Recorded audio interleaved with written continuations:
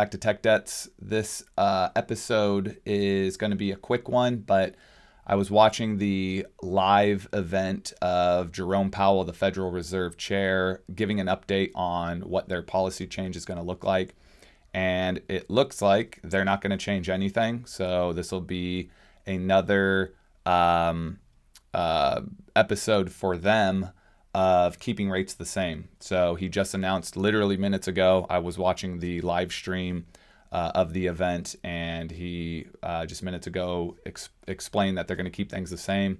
So that means keeping the rates at the 5.25% to 5.5% number. So essentially, our interest rates are going to basically continue to be exactly what they are. Some people thought maybe there'd be a decrease. A lot of people felt like this is exactly what the outcome was going to be. He did mention, after making the claim they're going to keep things as they are, he said if there is a significant change or shift in the job market picture, they may reconsider the trajectory of changing rates. So I thought that was interesting. But again, here from Mint, U.S. Fed live updates, Powell keeps rates the same, 5.25% to 5.5% for fifth straight meeting. So we've had this interest rate locked in for a while now. Things are very expensive. Financing is very expensive now compared to the last, decade, essentially. So we're going to continue to feel, I think, the situation that we're in. And there's some other interesting content right now out there related to the financing cycles for a lot of corporations. So essentially, there is a large block of loans that corporations are going to be maturing, essentially. So they're going to be finishing out their payments for loans that they've had on the books for a while. So that means any of these companies who typically go through this process of financing a lot of the things that they do, they now will have to start a new round of financing at these very high interest rates. So in some cases, loans that they've had that are 5 or 10 year long loans that they started 5-10 years ago. Now at maturity, they will have to look at their financial picture. And on top of that, the fact that the trend economically is that things are only essentially getting worse. Prices are going up and the overall economic outlook is bad. So you can imagine for some of these companies to continue to stay alive, they're going to have to finance things. They're going to have to take on lines of credit and things like that, which means now those new lines of credit, after all of this pre-existing stuff matures, are going to be at these higher percentage points in terms of the interest. So it's going to be interesting how that all kind of culminates. But pulling things back into the job market picture and that situation, this interesting article from the LA Times talking about AI as a job killer. And I just want to read through this a little bit. I thought it was some interesting perspective on things. And I think what it still kind of fails to get to the heart of is the specifics of AI. A lot of the perspective and the commentary on how AI is causing so much of the shifting or these business changes and optimizations and streamlinings that we've been seeing and talking about with the job layoffs are because of AI.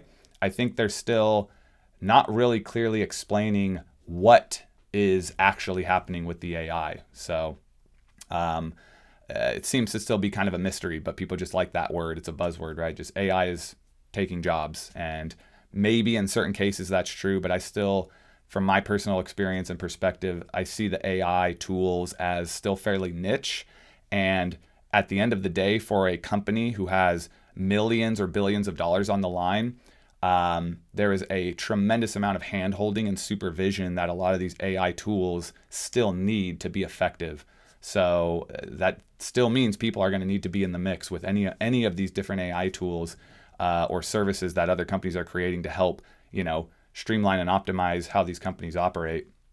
You're still going to need people helping. Maybe it's less people, but it's not the kind of thing where, from my perspective, massive, hundreds or thousands of people and divisions of companies can just literally overnight be eliminated and some AI brain gets switched on to replace what those people were doing. So I don't think it's quite that black and white. But Just read a little bit of this. So this says here is an article from the Los Angeles Times. For the thousands of tech workers recently laid off in California and across the country, the future may not be as bleak as it looks right now.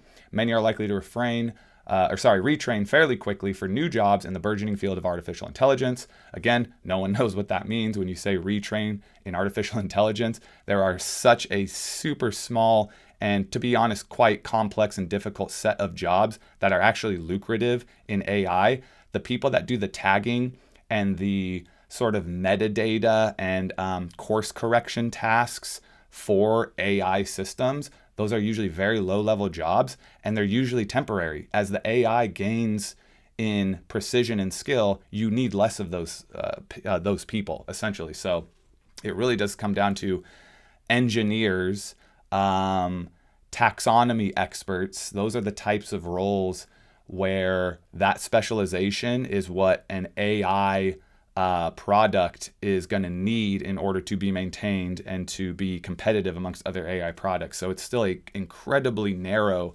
group of professionals that are going to be the new, field of artificial intelligence skill set. It's not going to be something that's open to like this massive range of like operational and support roles. So that's just my opinion. The massive round of layoffs at tech giants and many smaller companies were largely the result of stricter investor demands, what managers saw as overhiring during the pandemic and a stock market that rewarded those personnel cuts.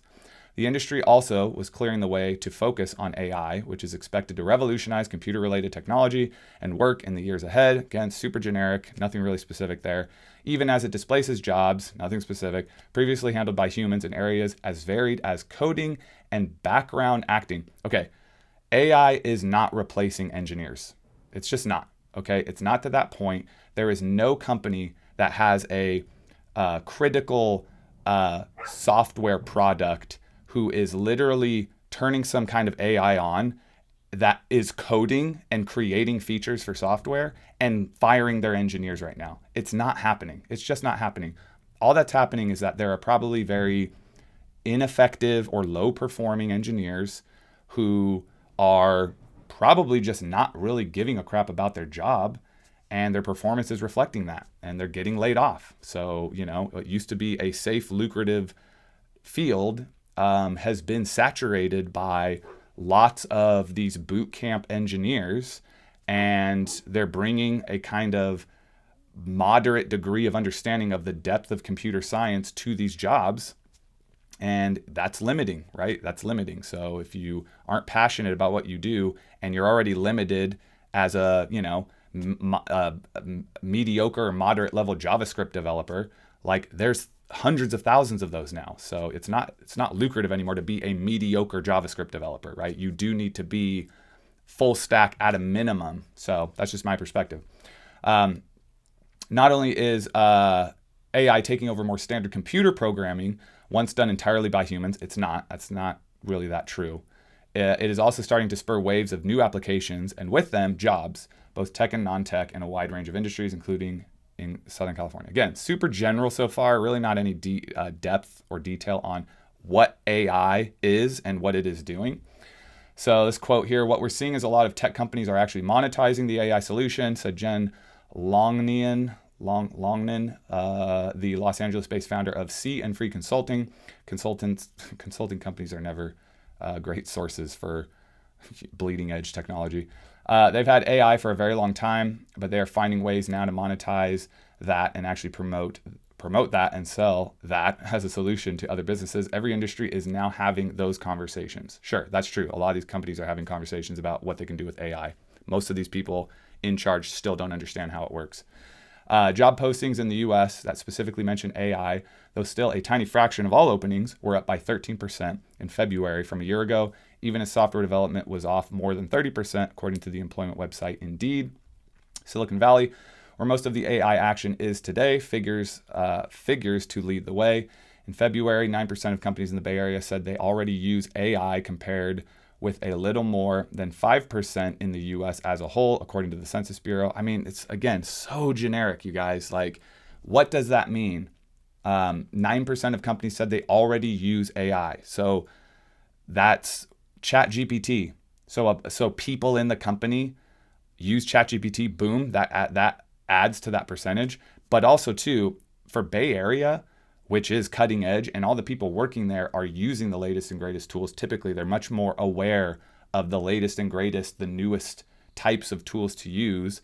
Like I was talking about, for those of you who are in tech, when Slack came out, whenever that was, as a product, I think I started using that like in 2014, 2013. I forget when they officially came out, but it was like very new. No one else used it. Now it's everywhere. Everyone knows what it is. Everyone uses it for chatting. But typically, being in Silicon Valley in tech, you get exposed to a lot of those tools at the very early stages when they're very like low, early days startup products. And so, to me, it's like all these AI tools that are so new coming out, really there should be a higher percentage of Bay Area companies where people are supposedly using them, in my opinion. I don't think it's as saturating as they're trying to make it out to be. A lot of these things, including ChatGPT, are very limited, and you cannot just turn it on and walk away and let it run your business or create products for your business. It's just not that level yet. And maybe some of these companies are doing that, but they're going to be in for a rude awakening, I think, if they are just like setting it and forgetting it kind of approach with some of these AI tools. So let's see. The share of Los Angeles area companies wasn't significantly higher than the national average. About 8% of firms in the Southland said they expected to adopt AI in the next 6 months. Tom Case, a founder of Atticus Growth Partners, a tech recruiting firm in San Francisco, said the proliferation of AI entrepreneurs and startups translates into more jobs.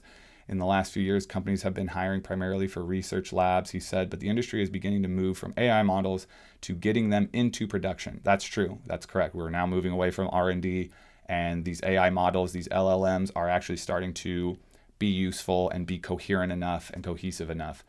I don't know the fact, again, the point about that's going to create jobs. It's going to create such a narrow amount of jobs. It's not like a tech company startup where you have sales and marketing and operations and tech support and IT. Like a pure AI product needs half of those types of teams to function successfully. It's just by nature. It's meant to grow and expand and evolve on its own if it's built well. So the quote goes on here, we're in an almost gold rush where everybody's building an AI company model, he said. Very little AI is deployed in production at the moment. It feels like the dawn of job creation. It's not, though. Again, it's not going to spur a robust set of new jobs. It just isn't. After pivoting her startup from business operations software to customer service ticketing through AI, Sophie Nguyen saw interest skyrocket. Quote, I actually have never seen this amount of interest before for a product, said Nguyen, founder and chief executive of Araglad in San Francisco. It's really just combining two things which people are really caring about. One is AI. I think everyone's really interested in how it can actually help my day-to-day in reality and not be so abstract. And the other side is I hate updating my knowledge base. Okay, so I just want to talk a little bit about, the job market, and I guess maybe a little advice from my perspective on anyone who's out there in tech trying to find a new job. If you've been laid off, and I keep saying this too, if you've been laid off, please reach out to me, message me on here, or go to Twitter. X, not Twitter, formerly Twitter. Go to X and go to the Tech Debts channel there and message us there. I would like to start having some more kind of free-form conversation with folks who are laid off or currently searching or have been searching for a job in tech for a little while. But I just wanted to talk a little bit, again, from my perspective in terms of ways to view the job market in tech, especially right now. So one thing I've always found to be true, that the closer your role is to the actual product being designed and built, the safer your job is. So the closer you get in your role to where revenue is generated for that company, the better you're going to be overall. So I always say ops jobs are a gamble, right? Most companies, and I think Andrew Chen speaks to this in his Cold Start Problem book, but operations jobs in a tech company typically exist because the engineers can't automate something. So, obviously massive companies, there is just such a scale they operate at that there will just always be pretty significant operations roles required. but I've held ops jobs, and at the end of the day, the engineers are still the kings. The designers are still the kings. Like, they're the ones who directly contribute to the product being worth a lot of money or no money. So the operations people are there to fill a gap. Usually those roles are there to fill a gap until the technology gets so good that they can automate things away. So again, that's where like any of these AI companies and the perspective on what an AI company is going to be and what and how they're going to be, the next big gold rush in tech is AI products from these companies. By nature, if that AI is designed and built well, you don't need a lot of ops people. You will maybe for a little bit, but you literally are very quickly iterating away from needing any operations, any hand holding, and kind of these low mid-level holdover jobs until the product is automated, essentially, or more automated to where a small set of engineers can basically keep the thing alive. But it's still going to come down to really skilled, full stack, lower level programming capable engineers. Python and C type engineers are going to be the gods of the AI gold rush. Like, they're still going to be the ones who are going to be able to come in and good ones too. Because I haven't worked with a ton of C and Python developers in my career, but I know there's a range. Any specialty, any code base that you focus on or specialize in, there's a range of skill set. So it's still going to require skilled, at least for now, while this stuff is still new, very skilled Python and C developers to build valuable products in this like AI domain. Oh yeah, and then another thing to think about in the job market is job titles. So if you're looking at a job in tech, if that job title doesn't exist in like most other companies, like when you do a search for it and it's like shows up in a lot of variation, or a lot of different variants in other companies, or it's like a one-off. I'm trying to think of like a really good example. We'll say like, senior technical content product manager. Okay. That's kind of a weird thing where it's not really a job. It sounds like it is, but a content product manager is not really a product manager, and it's not a low-level content manager type job. So that's just kind of I don't know, maybe not a great example, but the idea here is jobs that have a very clear-cut designation to them across companies. Those are good jobs to get into, because that whatever happens, if you get laid off, you can very quickly just throw your job title back into the search and find roles, and ideally multiple roles across, a lot of companies. So think about that. If a job role is really kind of synthesized by that company as like this one-off thing, it probably also means it's not going to be the most well-defined role. So your job responsibilities are going to be ambiguous at best. And you could just be getting brought in to fill some very weird specific gap that exists in just that company. That could be mainly just because of interpersonal things, right? You have a group of engineering and a group of operations people who aren't working well together. And as a means to fix that problem, what weak managers do is they synthesize these weird roles with weird operations job titles. And they find some, person 2 years out of college, a year out of college, who's just dying to get in, and they make their life miserable with just horribly defined roles and responsibilities. So happens all the time, but be on the lookout when you're looking at jobs. If you're kind of new to tech and new to applying for things at tech, and you're trying to find something that kind of correlates to your college experience, or you've had a couple years experiences or some internships in some non-software engineering or non-engineering field, try to target jobs that when you search them, they are popping up quite a bit for other companies, right? It's not just like one random startup has this one job title and it could work for you. You might just find yourself getting stuck. Maybe you can grow within that company, in that startup, and expand your role and change into other things. That happens a lot as well. But again, this is just some of my personal experience. And then lastly, recruiting. Working in recruiting, huge gamble overall in terms of job security. So most tech companies go through seasons of expansion and contraction, and when they start to contract, they start laying off recruiting. Just it's almost like a immediate reflex action. When they start to see forecasts dropping for the future, recruiting is the first to go, because that's the first thing you don't need. You know you're going to soften hiring, you're going to flatten hiring. You don't need a massive recruiting team anymore, and it's just easy for them to just go, boom, cut 10% of recruiting, just eliminate that, and then we'll rehire, whatever in the next quarter or 2 quarters from now. So that is a gamble, definitely, in terms of job security and job longevity. And I know situations too, people have managed to stay alive in recruiting for 10, 15, even 20 years, and they get to 15 years, boom, laid off, and then they may have been at the same company that whole time. So